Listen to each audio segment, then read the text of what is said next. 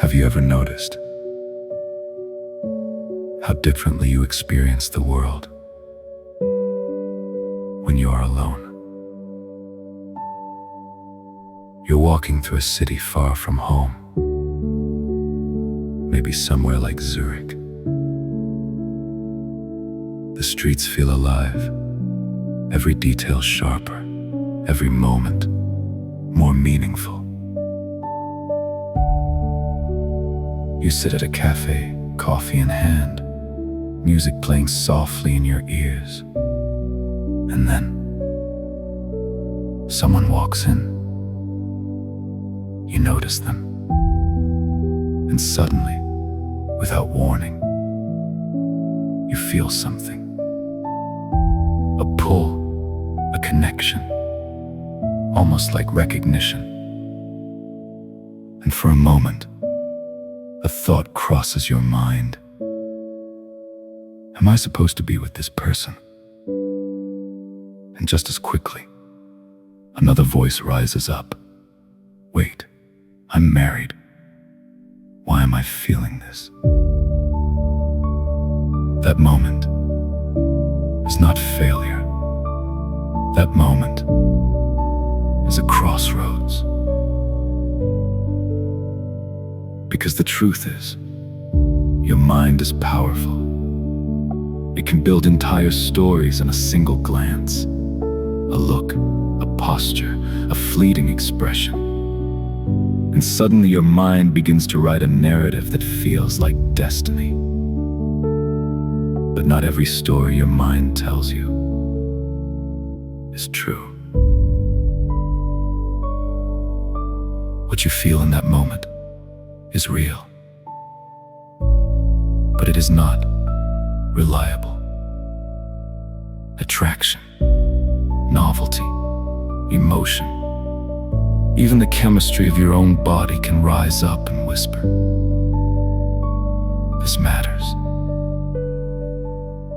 But Scripture reminds us in Proverbs 14:12, "There's a way that seems right to a man, yet leads somewhere else entirely." The battle is not out there. It is in here. In the mind, in the thoughts, in the quiet places no one else sees. The Apostle Paul gives us direct instruction in 2 Corinthians 10:5, "Take every thought captive." Not some thoughts, not obvious thoughts. Every thought. If this were truly direction, it would not be random. God's leading is not scattered. It is consistent. It is not instant. It is confirmed over time. It is not rooted in imagination. It is grounded in truth. And it is not marked by confusion, but by peace. James 1:8 says, "A double-minded man is unstable in all his ways." That sudden pull, that is not calling. That is impulse, wearing the mask of meaning.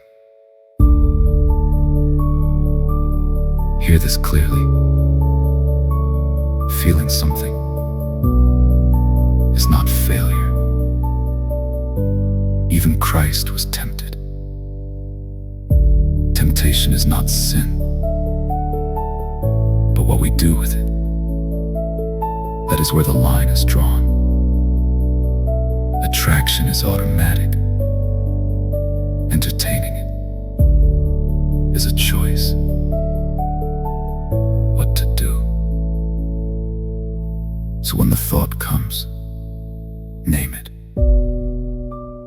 This is a feeling, not direction. Challenge it. I am already committed. Redirect it. Think on what is true, honorable, pure, and then let it go before the story grows. The fact that you stop and ask, "Why am I feeling this?" That is not weakness. That is awareness. That is integrity. That is evidence that God is at work in you. We were never meant to fight these battles alone. Iron sharpens iron. Light exposes what darkness tries to hide. There's no shame in saying, I was tempted. There's strength in bringing it into the light. Your mind will always write stories in seconds without permission. But your life is shaped by the story you choose to believe. Not every story is yours to live. Choose the one where Christ is Lord over your thoughts, your heart, and your decisions.